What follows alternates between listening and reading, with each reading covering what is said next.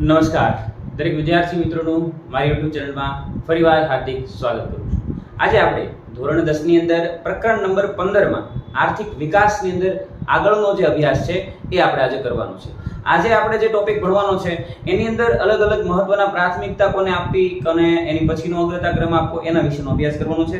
આજે આપણે ઉત્પાદનના જે સાધનો વિશેનો ગઈકાલે અભ્યાસ ભણી ગયા, એમાંથી એની ફાળવણી કઈ રીતે કરવી, એટલે કે ઉત્પાદનના સાધનોની ફાળવણી, એના વિશેનો મહત્વપૂર્ણ અભ્યાસ કરવાનો છે। તો આજનો આપણે લેક્ચર સ્ટાર્ટ કરીએ એની અંદર ઉત્પાદનના સાધનોની ફાળવણી, એટલે કે આપણે જે ઉત્પાદનના સાધનો જોઈ ગયા એની અંદર સાધનોની ફાળવણી કઈ રીતે કરવી જોઈએ। તો પોઈન્ટ છે ઉત્પાદનના સાધનોની ફાળવણી। આ મહત્વનો પોઈન્ટ છે, મેઇન પોઈન્ટ છે। એના પછીના સબસિડરી અંદર પોઈન્ટ આવશે, આપણે વન બાય વન જોતા જશું। માનવીની જરૂરિયાતો અમર્યાદિત છે। આપણી જરૂરિયાતો જોવા જઈએ આમ તો એની કોઈ લિમિટેશન નથી। આપણી પાસે ચાલીને જતા હોય તો આપણને એમ થાય કે આપણી પાસે સાયકલ હોય તો સારું, આપણી પાસે સાયકલ હોય તો આપણને એમ થાય કે ભાઈ બાઇક હોય તો સારું, આપણી પાસે બાઇક હોય તો આપણને એમ થાય કે ભાઈ ફોર વ્હીલ હોય તો સારું, અને આપણી પાસે ફોર વ્હીલ હોય તો કોઈ દી એવું થતું નથી કે આપણી પાસે ખટારો હોય તો સારું, કારણ કે ખટારો જે છે એ આપણી જરૂરિયાતમાં નથી આવતો, બરાબર। ફોર વ્હીલ સારી હોય તો આપણને એમ થાય કે ભાઈ હજી એના કરતાં સારી ફોર વ્હીલ હોય તો સારું, બરાબર। તો આપણી જરૂરિયાતો જે છે એ દિવસે ને દિવસે વધતી રહેશે। જરૂરિયાતોની કોઈ મર્યાદા જ નથી, એની કોઈ સીમા જ નથી, બરાબર। તો આપણી જરૂરિયાતો, માનવીની જરૂરિયાતો અમર્યાદિત છે, અને આ જરૂરિયાતો પૂરી કરવાના સાધનો પાછા મર્યાદિત છે। સાધનોની વાત કરીએ તો એ સાધનો જે છે એ મર્યાદામાં રહેલા છે, મર્યાદિત છે। વિશ્વના કોઈ પણ દેશ પાસે અમર્યાદિત પ્રમાણમાં સાધનો ઉપલબ્ધ હોતા જ નથી। કોઈ પણ દેશની વાત લઈ લઈએ, કોઈ પણ દેશ પાસે એટલા બધા સાધનો છે જ નહીં કે એ બધા જ સાધનોની મર્યાદા પૂરી કરી શકે। ઉત્પાદનના સાધનોની હંમેશા અછત જ રહેવાની પરિણામ સ્વરૂપે દરેક દેશ પોતાની પાસે જે મર્યાદિત સાધનો છે તેનો ઉપયોગ કેમ કરવો, ક્યાં કરવો, એને કેટલા પ્રમાણમાં કરવો, એના વિશે જે છે એ વગેરે પ્રશ્નો જે છે એ સાધનની ફાળવણીના આધારે જે છે એ ઉદ્ભવે છે, તેની આપણે આમાં ચર્ચા કરવાની છે। એટલે કે કોઈ પણ દેશ પાસે જે છે એ સંપૂર્ણ સાધનોની અવેલેબિલિટી હોતી નથી, તો જેટલા સાધનો અવેલેબલ છે એનો ઉપયોગ કઈ રીતે કરવો, ક્યાં કરવો, કેટલા પ્રમાણમાં કરવો, એના વિશેની ફાળવણી જે છે એ આમાં આપેલી છે। સૌથી પહેલાની વાત કરીએ અમર્યાદિત જરૂરિયાતો। આપણી જરૂરિયાતો જે છે એ અમર્યાદિત હોય છે, તો સૌથી પહેલો છે અમર્યાદિત આપણી જે જવાબદારીઓ જે છે, જે આપણી રિક્વાયરમેન્ટ જે છે એ અમર્યાદિત જરૂરિયાતોની વાત છે। તો અમર્યાદિત જરૂરિયાતો કેવી છે? અમર્યાદિત છે। તો એ અમર્યાદિત જરૂરિયાતની અંદર શું લઈ શકાય એના વિશેની વાત કરીએ તો અમર્યાદિત જરૂરિયાતની અંદર માનવીની જરૂરિયાતો અસંખ્ય અને અમર્યાદિત છે। માનવીની જરૂરિયાતોની મર્યાદા આવતી જ નથી, બરાબર છે। માનવીની જરૂરિયાતો અમર્યાદિત છે અને પાછી કેવી છે? અસંખ્ય રહેલી છે। વળી એક જરૂરિયાતમાંથી ન જ બીજી અનેક જરૂરિયાતો ઉદ્ભવે છે। આપણી એક જરૂરિયાત હોય, એક જરૂરિયાત પૂરી ન થઈ હોય તો એની અંદરથી આપણી બીજી જરૂરિયાત પાછી ઉદ્ભવતી હોય છે। એટલે હમણાં વાત કરી તમને કે ભાઈ સાયકલ આપણને ઈચ્છા થતી હોય, સાયકલ આવી જાય તો ગાડીની ઈચ્છા થાય, ગાડી આવી જાય તો બાઇકની ઈચ્છા થાય, મતલબ ફોર વ્હીલની ઈચ્છા થાય। આ બધી જરૂરિયાતો એકમાંથી ઉદ્ભવતી અનેક જરૂરિયાતો છે। ઘણી જરૂરિયાતો વારંવાર સંતોષવી પડે છે। એકવાર સંતોષી લીધી છતાં આપણે વારંવાર એ જરૂરિયાતો સંતોષવી પડે। સીધું એક્ઝામ્પલ, મોબાઈલની અંદર આપણે રિચાર્જ કરવું પડે છે, તો મોબાઈલની અંદર રિચાર્જ એકવાર થઈ ગયું એટલે આજીવન ચાલશે એવું નથી। એકવાર જરૂરિયાત પૂરી કરી તો ફરીવાર એ વારંવાર કરવું પડે। આપણે ભોજન લીધું તો ભોજન એ જરૂરિયાત છે, એ ભોજન એકવાર લીધું તો ફરીવાર પાછું વારંવાર સંતોષવું પડે છે। તો એવી જરૂરિયાતો છે કે જે વારંવાર સંતોષવી પડે છે। તો કેટલીક જરૂરિયાતો વિજ્ઞાન અને ટેકનોલોજીના વિકાસને કારણે પણ ઉદ્ભવે છે। વિજ્ઞાન અને ટેકનોલોજીના વિકાસને કારણે કઈ રીતે? તો કે ધીમે ધીમે પહેલાના સમયમાં જે ઓલા લેન્ડલાઇન ફોન આવતા હતા, ડબલા આપણે કહીએ, તો એ પહેલા બધાના ઘરે હતા, પરંતુ ધીમે ધીમે ટેકનોલોજીએ વિકાસ કર્યો, મોબાઈલની શોધ થઈ એટલે મોબાઈલની જરૂરિયાત ઊભી થઈ। ધીમે ધીમે હજી ગાડીની શોધ થાય છે તો ગાડીની જરૂરિયાત ઊભી થાય છે। ડિજિટલાઇઝ થઈ રહ્યું છે ભારત, તો એની જરૂરિયાત ઊભી થાય છે। ત્યારબાદ ઇલેક્ટ્રિક ગાડી આવે છે તો એની જરૂરિયાત ઊભી થાય છે। તો ટેકનોલોજીમાં કંઈક ને કંઈક સુધારા થાય છે, એના કારણે જે જરૂરિયાત ઊભી થાય છે એની આમાં વાત કરેલી છે। આમ અનેક કારણોસર જરૂરિયાતો કેવી છે? અમર્યાદિત બને છે। આથી આ જરૂરિયાતો પૂરી કરવા માટે જરૂરિયાતોની પસંદગી કરવી પડે છે। આ જરૂરિયાતો જે છે એની આપણે પસંદગી કરવી પડે છે, પછી જે છે એ કામગીરી કરી શકાય છે। ત્યારબાદ જરૂરિયાતોમાં અગત્યાનુક્રમ, એટલે કે જરૂરિયાતો છે એનું અગત્યાનુક્રમ કઈ રીતે લઈ શકાય? તો બીજો પોઈન્ટ છે જરૂરિયાતોમાં અગત્યાનુક્રમ. જરૂરિયાત જે છે એનો અગત્યાનુક્રમ કઈ રીતે લઈ શકાય છે? તો અગત્યાનુક્રમ ધેટ મીન્સ કે તમારી પાસે જરૂરિયાત ઘણી બધી છે, પણ એમાંથી તમારે કઈ એવી રિક્વાયરમેન્ટ છે જે વહેલા પૂરી કરવાની જરૂર છે. તો જરૂરિયાતોના અગત્યક્રમની વાત કરીએ તો અમર્યાદિત જરૂરિયાતોની સામે ઉત્પાદનના સાધનો મર્યાદિત હોવાથી કઈ જરૂરિયાતો વધુ અગત્યની છે કે વ્યક્તિએ નક્કી કરી અને જરૂરિયાતોને અગત્યાનુક્રમ મુજબ સંતોષવી પડે છે. એટલે કે ફોર એક્ઝામ્પલ વાત કરું, તમારી જરૂરિયાત જે છે એ લિસ્ટ ઘણી બધી છે. એસી છે, ફ્રીજ છે, વોશિંગ મશીન છે, આ બધી તમારી જરૂરિયાતો છે. હવે આ જરૂરિયાતોમાંથી તમારે શેની જરૂર છે એ દરેક ઘર પ્રમાણે અલગ અલગ હશે. આપણને એમ થાય કે એવું કઈ રીતે સાહેબ? તો સિમ્પલ એક્ઝામ્પલ આપો કે તમારા મમ્મી છે એ કામ નથી કરી શકતા, કપડાં ધોઈ શકતા નથી, તો એની માટે વોશિંગ મશીનની જરૂરિયાત છે. તો એના ઘરની અંદર જે છે આ ત્રણ જરૂરિયાતની અંદરથી સૌથી પહેલી જરૂરિયાત વોશિંગ મશીનની પૂરી કરવામાં આવશે. આગળ વધીએ. ત્યારબાદ તમારા ઘરમાં કોઈ એવો પેશન્ટ છે કે જેને એસીમાં રાખવાની જરૂર પડે એમ છે, તો આ ત્રણ જરૂરિયાતની અંદરથી તમે પહેલા એસી પ્રિફર કરશો. ત્યારબાદ વાત આવશે ફ્રીજની. તો આ બે જરૂરિયાત એવી છે કે જેની જરૂર નથી, તો આપણે ફ્રીજને વધારે પ્રાયોરિટીમાં લઈશું, કારણ કે રોજબરોજના શાકભાજી છે, અલગ દૂધ છે, છાશ છે, આ બધું મૂકવા માટે આપણે ફ્રીજનો વધારે પ્રિફર કરતા હોઈએ. તો આપણે ત્યારે જરૂરિયાત તરીકે કોને અગ્રતાક્રમ આપશું? ફ્રીજને આપશું. તો આપણી જે જરૂરિયાતો છે એમાંથી આપણા ઘર પ્રમાણે કેવી રિક્વાયરમેન્ટ છે, એની રિક્વાયરમેન્ટ સૌથી વધારે છે. તો એવું જ કંઈક આમાં કીધું છે કે ભાઈ એવી જરૂરિયાતોનો અગત્યાનુક્રમ જે છે એ મુજબ સંતોષવી પડે છે. જે જરૂરિયાત વધુ અગત્યની છે તેને પ્રથમ સંતોષવી પડે, ત્યારબાદ અન્ય જરૂરિયાતો. આમ ઉત્પાદનના સાધનો મર્યાદિત હોવાથી જરૂરિયાતોમાં અગત્યાનુક્રમ કરવો, નક્કી કરવો ખૂબ જ જરૂરી છે. એના પછીનો છે મર્યાદિત સાધનો. આપણી પાસે જે અવેલેબિલિટી છે, એટલે સાધનોની જે છે એ મર્યાદા છે, એટલે કે મર્યાદિત સાધનો. પૂરતા સાધનો આપણી પાસે જે છે એ અવેલેબલ નથી, એટલા માટે જે છે એ મર્યાદા રહેલી છે. તો ઉત્પાદનના સાધનોમાં મુખ્યત્વે કુદરતી સંપત્તિ અને માનવ સંપત્તિ હોય છે. ઉત્પાદનના સાધનોની વાત કરીએ તો મુખ્યત્વે ઉત્પાદન જે છે એ કુદરતી સંપત્તિ દ્વારા કરવામાં આવે અને માનવ સંપત્તિ દ્વારા કરવામાં આવતું હોય છે. આ તમામ સાધનો મર્યાદિત હોય છે, એક લિમિટેશન આવી શકે, બરાબર છે. મર્યાદા કઈ રીતે કહી શકાય? તો કે ભાઈ અમુક સ્તર સુધીના લોકો જે છે એ અમુક આવક પછીના જે લોકો છે એ પ્રિફર કરશે, વધારે જે છે એ એમને જ અનુકૂળ આવશે. તો આ જે પ્રાથમિકતા કહી શકાય અથવા તો એની એક લિમિટેશન કહી શકાય, મર્યાદા કહી શકાય, એ આવી જશે. તેથી તેનો કરકસરપૂર્વક ઉપયોગ કરવો પડે અને પસંદ કરેલી જરૂરિયાતો લક્ષ્યમાં લઈ સાધનોની ફાળવણી કરવી પડે.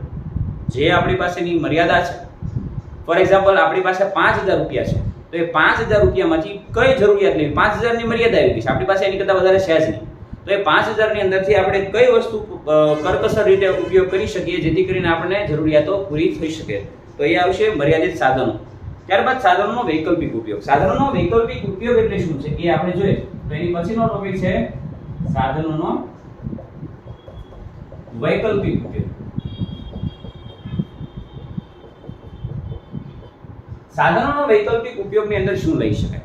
તો એની અંદર આપણે ચર્ચા કરીએ તો જરૂરિયાતો સંતોષવાના સાધનો મર્યાદિત છે, આપણે પહેલા પણ જોઈ ગયા છીએ. એટલું જ નહીં, પરંતુ તે વૈકલ્પિક ઉપયોગ ધરાવે છે. આપણે એક ઉપયોગ જે છે એનો કરતા હોય તો બીજો ઉપયોગ આપણે જતો કરવો પડે. સીધું ટેકનોલોજીને ધ્યાનમાં રાખીને જો હું તમને એક્ઝામ્પલ આપું તો આપણા ઘરે અત્યારે ડિજિટલ ટીવી લાવીએ છીએ, તો એ ટીવીની અંદર તમે જોવા જાઓ તો એને મોનિટરમાં કન્વર્ટ કરી શકો છો. ધેટ મીન્સ કે ટીવીને તમે મોનિટરમાં કન્વર્ટ કરી શકો છો. તો હવે જો તમે ટીવી જોતા હશો ત્યારે માત્ર ને માત્ર ટીવી તરીકે ઉપયોગ કરી શકો છો. તમે જો મોનિટર તરીકે ઉપયોગ કરતા હશો તો માત્ર ને માત્ર મોનિટર તરીકે ઉપયોગ કરી શકો છો. આ એની એક પ્રકારની લિમિટેશન થઈ ગઈ, મર્યાદા કહી શકાય, અથવા તો સાધનોના વૈકલ્પિક ઉપયોગની અંદરથી એનો કયો વિકલ્પ તમને વધારે પ્રિફર કરે છે એ વિકલ્પ કહી શકાય. તો એટલે જ રીતે વૈકલ્પિક ઉપયોગ ધરાવે છે. ઉત્પાદનનું કોઈ સાધન એક કરતાં વધુ ઉપયોગમાં આવતું હોય તો તેને સાધનને અનેક ઉપયોગ ધરાવે છે એવું કહી શકાય. આ સાધનો એક સમયે એક જ ઉપયોગ થઈ શકે છે, બંને કામ એકસાથે થઈ શકતા નથી. તેથી આ ઉપયોગ વૈકલ્પિક છે એમ કહેવાય. જેમ કે જમીનની અંદર વાત કરીએ તો ઘઉંનો પાક ઉગાડી શકાય છે, તો ઘઉં વાવી શકીએ છીએ, સાથે બાજરી, મકાઈ, મગફળી કે અન્ય પાક જે છે એ લઈ શકાતા નથી. કારણ કે આપણે એવું તો બનતું નથી કે બધા જ પાક જે છે એકારે આપણે ખેતરની અંદર વાવી દઈએ બધું એકારે ઉગી જાય, એવું તો થતું નથી. તો આપણે જ્યારે ઘઉં વાવીએ છીએ ત્યારે ચોખા, બાજરી, મકાઈ આ બધાના પાક જે છે આપણે જતા કરવા પડે છે, બરાબર. તો જમીનના અન્ય ઉપયોગ જતા કરવા પડે છે. આમ ઉપરોક્ત પરિસ્થિતિમાં વધુમાં વધુ જરૂરિયાતો સંતોષાય તે રીતે ચીજ વસ્તુઓ અને સેવાઓના ઉત્પાદનમાં સાધનોની ફાળવણી કરવામાં આવેલી છે. તો આ બધા રીતે જે છે એ સાધનોની ફાળવણી આ રીતે કરી શકાય છે. એના પછીની આગળ વાત કરીએ તો ઉત્પાદનના સાધનોની ફાળવણીની પદ્ધતિઓ. આ ઉત્પાદનના સાધનોની ફાળવણીની પદ્ધતિઓ કઈ રીતે કહી શકાય? તો ઉત્પાદનના સાધનોની શ્રેષ્ઠ ફાળવણી કરી અને વધુમાં વધુ ઝડપથી આર્થિક વિકાસ પ્રાપ્ત કરવાનો દરેક દેશ પ્રયાસ કરતો હોય છે. દરેક દેશ જે છે એ કાંઈક ને કાંઈક રીતે જે છે એ આ ઉત્પાદનના સાધનો જે છે એ વધી શકે એની માટેના પ્રયાસ કરતા હોય છે. એમાં એક ટીક કરી નાખજો ને, ઉત્પાદનના સાધનોની ફાળવણીની પદ્ધતિઓ એની બાજુમાં લખી નાખજો. 3 માર્કની અંદર તફાવત પૂછાઈ શકે છે. કોનો? તો કે ભાઈ બજાર પદ્ધતિ અને સમાજવાદી પદ્ધતિ. આ બજાર પદ્ધતિની આપણે આમાં ચર્ચા કરવાની છે, સાથે સમાજવાદી પદ્ધતિની ચર્ચા કરવાની છે. આ બંને જે છે એ તફાવતની અંદર સીધો જ પોઈન્ટ પૂછાઈ શકે છે. એની અંદર સૌથી પહેલા વાત કરીએ બે પદ્ધતિઓ. ઉત્પાદનના સાધનોની ફાળવણીની મુખ્ય બે પદ્ધતિઓ છે. અંડરલાઈન કરી નાખો દરેક વિદ્યાર્થી મિત્રો. તો ઉત્પાદનના સાધનોની ફાળવણી માટેના કેટલા મુદ્દા લઈ શકાય અથવા તો કેટલી પદ્ધતિઓ છે? બે પ્રકારની પદ્ધતિઓ જે છે એ બે પ્રકારની પદ્ધતિઓ આપણે સમજવાની છે. એની અંદર સૌથી પહેલી છે બજાર પદ્ધતિ, બીજી છે સમાજવાદી પદ્ધતિ. આ બંને પદ્ધતિ એકબીજાથી તદ્દન વિરોધી છે. એકબીજા સાથે સમાંતર રીતે અથવા તો એકબીજાની સાથે ભળી જાય એવી નથી. બંને પદ્ધતિ જે છે એકબીજાની વિરોધી છે. આ બંને પદ્ધતિઓનો સમન્વય કરી અન્ય પણ કેટલીક પદ્ધતિઓ વિકાસ પામી છે. જે દેશને જેવી પદ્ધતિઓ અનુકૂળ આવે એવી પદ્ધતિઓ જે છે એ દેશ સ્વીકારશે, બરાબર. પોતાના દરેક દેશોને પોતાને અનુકૂળ હોય એવી એક યા બીજી પદ્ધતિ જે છે એ લોકો સ્વીકારે છે. ઉત્પાદનના સાધનોની ફાળવણી અંગેની મુખ્ય પદ્ધતિઓ સમજૂતી આ મુજબ છે. એની અંદર મુખ્ય પદ્ધતિ સમજવાની છે. સૌથી પહેલી પદ્ધતિ એટલે બજાર પદ્ધતિ. તો એની અંદર સૌથી મુખ્ય પદ્ધતિ એટલે બજાર પદ્ધતિ. મુખ્ય વાત કરવાની છે બજાર પદ્ધતિ વિશે. તો બજાર પદ્ધતિ એટલે શું છે એના વિશેની વાત કરીએ તો અમેરિકા, જાપાન વગેરે જેવા દેશોએ પોતાનો આર્થિક વિકાસ બજાર પદ્ધતિથી કર્યો છે. આમ બજાર પદ્ધતિને મૂડીવાદી પદ્ધતિ તરીકે પણ ઓળખવામાં આવે છે. આખા વાક્યની નીચે સરસ મજાની અંડરલાઈન કરી નાખો. સૌથી પહેલા અમેરિકા અને જાપાન આ બે દેશોએ જે છે એ આર્થિક વિકાસ કરવા માટે આ પદ્ધતિ અપનાવી છે. આ પદ્ધતિ એટલે કઈ? બજારવાદી પદ્ધતિ. અને બજારવાદી પદ્ધતિનું બીજું નામ શું છે અથવા તો બજાર પદ્ધતિનું બીજું નામ શું છે? તો મૂડીવાદી પદ્ધતિ એ બજાર પદ્ધતિનું બીજું નામ છે. અંડરલાઈન કરી નાખજો, ખાલી જગ્યામાં પૂછાઈ શકે છે. આ પદ્ધતિમાં ઉત્પાદનના સાધનોની ફાળવણી નફાના આધારે થાય છે. મુખ્ય આધાર જે છે એ શું છે? નફો છે. આ પદ્ધતિમાં ઉત્પાદન અને તેની સાથે સંકળાયેલા આર્થિક નિર્ણયોમાં કેન્દ્ર સ્થાને નફો હોય છે. અંડરલાઈન કરી નાખજો, ટીક કરી નાખજો. કેન્દ્ર સ્થાને શું છે? નફો છે ભાઈ. આનું બીજું નામ મૂડીવાદી પદ્ધતિ. મૂડીવાદી. કેન્દ્ર સ્થાને શું છે? નફો છે. કેન્દ્ર સ્થાને નફો રહેશે. આ મુખ્ય મહત્વનો પોઈન્ટ છે કારણ કે છેક સુધી આપણે આ પદ્ધતિ પૂરી થાય ત્યાં સુધી નફાની ચર્ચા કરવાની છે. તો મુખ્ય આધાર જે છે એ નફો રહેશે. આ પદ્ધતિમાં ઉત્પાદન અને તેની સાથે સંકળાયેલા આર્થિક નિર્ણયોમાં કેન્દ્ર સ્થાને નફો હોય છે. લોકો જે વિવિધ ઉદ્યોગોમાં મૂડીરોકાણ કરવાનું નફાકારક જણાયું તેમાં તેઓએ મૂડીરોકાણ કર્યું. એટલે કે આપણી પાસે ફોર એક્ઝામ્પલ મૂડી પડી છે, 5 લાખ રૂપિયા પડ્યા છે, તો એને આપણે શું કરવું? ક્યાં રોકવા જોઈએ જેથી કરીને આપણને વધારેમાં વધારે પ્રોફિટ મળે? તો ઈ જે તમે નક્કી કરો છો ઈ જે પદ્ધતિ છે એનો આપણે આમાં મૂડી રોકાણ કર્યું છે. આ પદ્ધતિમાં બજાર તંત્ર સંપૂર્ણપણે મુક્ત હોય છે. અંડરલાઈન કરજો. આ પદ્ધતિ એટલે કઈ પદ્ધતિ? બજાર પદ્ધતિ. બજાર પદ્ધતિમાં બજાર જે છે એ સંપૂર્ણપણે મુક્ત હોય છે. એમાં ગવર્નમેન્ટ કોઈ પ્રકારનું ઇન્ટરફિયર કરવા આવશે નહીં. બજારની અંદર જે છે એ સરકાર કોઈ દિવસ આગળ આવશે નહીં, સરકાર કોઈ દિવસ વચ્ચે આવશે નહીં. તો એટલા માટે એ પદ્ધતિ કેવી છે? બજાર પદ્ધતિ સ્વતંત્ર, સંપૂર્ણપણે મુક્ત હોય છે. સરકારની કોઈ ચોક્કસ આર્થિક નીતિ કે ભૂમિકા હોતી નથી. એટલે કે આમાં સરકાર આવશે નહીં, સરકારનો હસ્તક્ષેપ નહીં હોય. સરકારનો હસ્તક્ષેપ નહીં હોય. સરકાર આમાં કોઈ પ્રકારની કામગીરી કરવા માટે નહીં આવે. એટલા માટે આ પદ્ધતિ એટલે સ્વતંત્ર પદ્ધતિ તરીકે ઓળખવામાં આવે છે. બજાર તંત્રમાં સ્પર્ધાનું તત્વ અનોખી કામગીરી બજાવે છે. બજારની અંદર જે છે એને મુખ્ય કામગીરી બજાવનાર કોઈ તત્વ હોય તો એ છે સ્પર્ધા. સ્પર્ધા જે છે એ મુખ્ય ભાગ ભજવે છે. આ બજાર પદ્ધતિમાં મુખ્ય ભાગ ભજવનાર હોય તો એ છે સ્પર્ધા. સ્પર્ધા મુખ્ય ભાગ ભજવે છે. આમાં સ્પર્ધા જે છે એ મુખ્ય ભાગ ભજવે છે. એનું કહેવાય ને કે ભાઈ કારણ કહી શકાય કે જેના કારણે બજાર પદ્ધતિ ચાલે છે. હરીફાઈયુક્ત બજારમાં મહત્તમ નફો મેળવવા કાર્યક્ષમતા વધુને વધુ ઊંચે લઈ જવી પડે છે. આ પ્રક્રિયાને કારણે અનેક નવા સંશોધનો થાય છે. નવા સંશોધનો, કારણ કે જેટલું તમે ટેકનોલોજી વધારે સારી લાવશો, જેટલું ઉત્પાદન વધારે સારું લાવશો, જેટલી ક્વોલિટી વધારે તમે સારી રાખશો, એટલું તમારું જે છે એ પ્રોડક્શન વધારે નીકળશે અને એટલું જ તમારું સેલિંગ સારું થશે અને એટલો જ તમારો નફો વધારે થશે. અને મુખ્ય આધાર શું છે? કેન્દ્ર સ્થાને નફો છે. તો આના પ્રક્રિયાને કારણે અનેક નવા સંશોધનો થાય છે અને ઉત્પાદનની નવી પદ્ધતિઓ શોધાય છે, જેના દ્વારા ઉત્પાદન મહત્તમ થાય છે. આના લીધે દેશનો આર્થિક વિકાસ ઝડપથી થઈ શકે છે. આમ બજાર પદ્ધતિમાં સ્પર્ધા કે હરીફાઈનું તત્વ અદ્રશ્ય હાથની જેમ સમગ્ર બજાર પર નિયંત્રણ રાખે છે. અદ્રશ્ય હાથની જેમ જે છે એ સમગ્ર પ્રક્રિયાની અંદર જે છે એ નિયંત્રણ રાખે છે. આ પદ્ધતિમાં રાજ્યનો હસ્તક્ષેપ ન હોવાથી આ પદ્ધતિને મુક્ત અર્થતંત્ર તરીકે ઓળખવામાં આવે છે. અંડરલાઈન કરી નાખજો, મુક્ત અર્થતંત્ર. અહીંયા આપણે વાત થઈ કે સરકારનો હસ્તક્ષેપ નહીં હોય એટલા માટે કેવી છે? મુક્ત અર્થતંત્ર.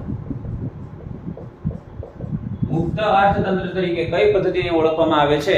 તો એ કહેવાય છે બજાર પદ્ધતિ. બજાર પદ્ધતિને મુક્ત અર્થતંત્ર તરીકે પણ ઓળખવામાં આવે છે. એના પછીની આપણે ચર્ચા કરીએ એ છે બજાર પદ્ધતિના લક્ષણો. બજાર પદ્ધતિના અલગ અલગ લક્ષણો કેવા છે? તો વાત કરીએ બજાર પદ્ધતિના લક્ષણો. લક્ષણોની આપણે વાત કરવી છે કે બજાર પદ્ધતિના લક્ષણો કેવા હોઈ શકે. તો વન બાય વન જોતા જઈએ. સૌથી પહેલું, ઉત્પાદનના સાધનોની માલિકી વ્યક્તિગત કે ખાનગી હોય છે. માલિકી કેવી છે? વ્યક્તિગત કે ખાનગી. જો આ વન બાય વન પોઈન્ટ લેતા જજો. માલિકી વ્યક્તિગત હશે અથવા ખાનગી. ખાસ સૂચના વિદ્યાર્થી મિત્રો, જે હું અત્યારે બોર્ડ ઉપર પોઈન્ટ લખી રહ્યો છું એ પોઈન્ટ છે એ તમારી શોર્ટ નોટ તરીકે તમે ઉપયોગ કરી શકો છો. શોર્ટ પર્સનલ શોર્ટ નોટ તરીકે તમે યુઝ કરી શકો છો. એટલે કે તમે જ્યારે રીડિંગ કરવા માટે બેસો છો ત્યારે ડિટેલ્સમાં આખું વાંચવા જવાની જરૂર નથી, પણ એક બુકની અંદર સરસ મજાની રીતે હું તમને જે પોઈન્ટ લખાવું છું એ પોઈન્ટ તમે લખતા જશો તો તમને એ પોઈન્ટ માત્ર ને માત્ર ઝડપથી યાદ રાખવા માટે અને ઝડપથી વાંચવા માટે, રીડિંગ કરવા માટે બહુ મહત્વના સાબિત થશે. તો ખાસ વિદ્યાર્થી મિત્રો, આ પર્સનલ નોટ તરીકે તમે એક બુકની અંદર સાથે લખતા જશો તો બહુ બેનિફિટ થશે. બોર્ડની એક્ઝામમાં તમે મને યાદ કરશો. બરાબર? તો એટલા માટે ખાસ હું પણ પોઈન્ટ લખતો જાઉં છું તમારા માટે ખાસ. બરાબર છે? તો એ તમે ખાસ ધ્યાન દોરતા જજો. તો સાધનોની માલિકી વ્યક્તિગત કે ખાનગી હશે. કોઈ પણ વ્યક્તિ હોય એનું સાધન જે છે એની માલિકી કેવી હશે? તો કે કોઈ એક વ્યક્તિની હશે અથવા તો ખાનગી કંપનીની હશે. બરાબર? એમાં કોઈ સરકાર હસ્તક્ષેપ કરશે નહીં. બજાર પદ્ધતિમાં આર્થિક પ્રવૃત્તિના કેન્દ્રમાં નફો હોય છે. કેન્દ્રમાં શું હશે? નફો હોય છે. તો બજાર પદ્ધતિમાં કેન્દ્રમાં નફો હોય છે. જો આ તમને હું શોર્ટ પોઈન્ટ બનાવતો જાઉં છું સાથે. બરાબર? આ શોર્ટ પોઈન્ટ તમને બનાવીને આપું છું એ ખૂબ અગત્યના છે. ત્યારબાદ ગ્રાહકોને પસંદગી કરવાની વિશાળ તક મળે છે. તો પસંદગી કરવાની વિશાળ તક જે છે એ ગ્રાહકોને મળે છે કારણ કે એમાં હરીફો હશે, સ્પર્ધા હશે. આપણે જોઈ ગયા. તો ગ્રાહકોને પસંદગી કરવા માટેની તક, ગ્રાહકને વિશાળ પસંદગીની તક મળે છે. ગ્રાહકને વિશાળ પસંદગીની જે છે એ તક મળે છે. એના કારણે એને જેવી વસ્તુ જોતી હોય એવી એ લઈ શકે છે. ત્યારબાદ સરકારનો હસ્તક્ષેપ બજારમાં હોતો નથી. સરકારનો હસ્તક્ષેપ બજારમાં છે નહીં, આપણે જોઈ ગયા. સરકારનો હસ્તક્ષેપ એમાં બજારમાં હશે નહીં. ઉત્પાદનમાં સાધનોની ફાળવણી નફાના આધારે થાય છે. એટલે મુખ્ય આધાર શું છે? નફો. કેન્દ્રમાં શું છે? નફો. આ બે પોઈન્ટ એક કોમન થઈ ગયા. આર્થિક નિર્ણયો ભાવતંત્રને આધારે લેવાય છે. નિર્ણયો જે લેવામાં આવે છે, આર્થિક નિર્ણયો ભાવતંત્રને આધારે લેવામાં આવે છે. એટલે કે આર્થિક નિર્ણયો ભાવતંત્રને આભારી રહેશે. ભાવતંત્ર જે કેવું છે એ ભાવતંત્રને આધારે જે છે એ આર્થિક નિર્ણયો, એટલે કે આર્થિક વૃદ્ધિ કરવી, વિકાસ કરવો, આર્થિક જે નફો વધારવો કે નહીં, એ બધી બાબતો એની ઉપર ડિપેન્ડ રહેશે. ત્યારબાદ છે બજાર પદ્ધતિના લાભો. હવે જો એક પોઈન્ટ આમાં આપણે જે તફાવતની વાત કરી એ સાથે આમાં બજાર પદ્ધતિના લાભો અને ખામીઓ એટલે કે મર્યાદાઓ તો એક તફાવત તરીકે પણ પૂછાઈ શકે છે અને લાભ અને ગેરલાભ તરીકે પણ 3 માર્કની અંદર સીધું જ પૂછાઈ શકે છે. તો એની અંદર સૌથી પહેલા આપણે વાત કરીએ બજાર પદ્ધતિના લાભો. તો એ બજાર પદ્ધતિના લાભોની વાત કરીએ. બજાર પદ્ધતિના લાભો. બજાર પદ્ધતિના લાભોની વાત કરીએ કે કેવા કેવા બજાર પદ્ધતિની અંદર લાભો રહેલા છે. તો બજાર પદ્ધતિમાં વ્યક્તિનું આર્થિક સ્વાતંત્ર્ય જળવાઈ રહે છે. એટલે કે બજાર પદ્ધતિની અંદર તમે કામગીરી કરતા હશો તો તમારે કઈ વસ્તુનો કેટલો ભાવ રાખવો એ તમારે નક્કી કરવાનું છે. સરકાર તમને ભાવ કેવા નહીં આવે કે એટલો ભાવ તમે રાખો. તમારે વસ્તુ વેચાય કે નહીં તમારે જોવાનું છે, ભાવ નક્કી તમારે કરવાનો છે. સરકાર આમાં કોઈ હસ્તક્ષેપ કરશે નહીં. એટલા માટે આ પદ્ધતિની અંદર જોવા જઈએ તો વ્યક્તિનું આર્થિક સ્વાતંત્ર્ય જળવાઈ રહે છે. તો આર્થિક સ્વાતંત્ર્ય જળવાઈ રહે છે. આર્થિક સ્વાતંત્ર્ય જે છે એ એમાં ખૂબ જળવાઈ રહેલું છે. આ એક એની એક પ્રકારનો કહેવાય કે લાભ કહી શકાય. ત્યારબાદ ઉત્પાદનના સાધનોનો મહત્તમ અને કાર્યક્ષમ ઉપયોગ કરી શકાય છે. મહત્તમ અને કાર્યક્ષમ ઉપયોગ, સાધનોનો મહત્તમ અને કાર્યક્ષમ ઉપયોગ કરી શકાય છે. સાધનોનો મહત્તમ અને કાર્યક્ષમ ઉપયોગ કરી શકાય છે. કઈ રીતે સમજીએ તો કે સરકારની અંદર જોવા જઈએ, મ્યુનિસિપાલિટી હોય કે ચાહે સરકાર હોય, એની પાસે સાધનો ઘણા બધા છે, પરંતુ એની અંદર કામ કરનાર કર્મચારીઓ જે છે એ આળસને કારણે એનો પૂરેપૂરો ઉપયોગ કરતા નથી. જ્યારે વ્યક્તિગત અથવા તો ખાનગી માલિકીની વાત કરીએ, એની પાસે કોઈ પણ સાધન હશે તો એનો મેક્સિમમ યુટિલાઇઝ કઈ રીતે કરી શકાય, મેક્સિમમ ઉપયોગ કઈ રીતે કરી શકાય, એની માટેની પદ્ધતિ જે છે એ અપનાવવામાં આવશે. એટલે આની અંદર જેટલા સાધનો છે એનો મહત્તમ અને કાર્યક્ષમ જે છે એ ઉપયોગ થશે એવા ધ્યાન રાખવામાં આવે છે. એનો બેનિફિટ છે મહત્તમ ઉત્પાદન હાંસલ કરી શકાય છે. એટલે કે આ સાધનો જે છે એનો મહત્તમ અને કાર્યક્ષમ ઉપયોગ કરશું એટલે મેક્સિમમ વધારેમાં વધારે આપણને ઉત્પાદન મળવાની સંભાવના રહેલી છે. એટલે ઉત્પાદન આપણે સર્વશ્રેષ્ઠ હાંસલ કરી શકશું. અર્થતંત્રમાં સતત નવા સંશોધનો થતા રહે છે જેના કારણે આર્થિક વિકાસને ગતિ મળે છે. અર્થતંત્રની અંદર એટલે કે આવું જે આ પદ્ધતિ જે અપનાવશું એની અંદર જોવા જઈએ તો સતત જે છે એ નવા અર્થતંત્રની અંદર નવી પદ્ધતિઓ, નવા સંશોધનો થતા રહેશે. એના કારણે શું થાય તો કે આર્થિક વિકાસને ગતિ મળે છે. સ્પર્ધાને કારણે વસ્તુની ગુણવત્તા શ્રેષ્ઠ બને છે. ગુણવત્તા જે છે એ શ્રેષ્ઠ બનશે કારણ કે તમે બે કંપનીની વાત કરીએ, ગુણવત્તા શ્રેષ્ઠ બને છે. ફોર એક્ઝામ્પલ બે કંપની છે તો એ બે તો 3 કંપની છે એ બધી એક સેમ વસ્તુ બનાવે છે તો દરેક કંપની જે છે એ પોતાની વસ્તુ સારામાં સારી બને એવા પ્રયત્ન કરશે તો જ એનું માર્કેટમાં સેલિંગ સારું થશે. તો પ્રયત્ન એવા કરવાના છે કે મેક્સિમમ સારામાં સારી વસ્તુ બને, એની માટેના પ્રયત્ન જે છે એ કરવામાં આવે તો એને જે છે એ ગુણવત્તા શ્રેષ્ઠ બનાવી કહી શકાય. ત્યારબાદ બજાર પદ્ધતિની મર્યાદાની વાત કરવાની છે. બજાર પદ્ધતિની મર્યાદાઓ કેવી છે તો ત્યારબાદનો ટોપિક જે છે એ બજાર પદ્ધતિની મર્યાદાઓ. તો બજાર પદ્ધતિની મર્યાદાની વાત કરીએ. બજાર પદ્ધતિની મર્યાદા કહી શકાય, ગેરલાભ કહી શકાય, ખામીઓ કહી શકાય, એ બધાનો આમાં સમાવેશ કરી શકાય છે.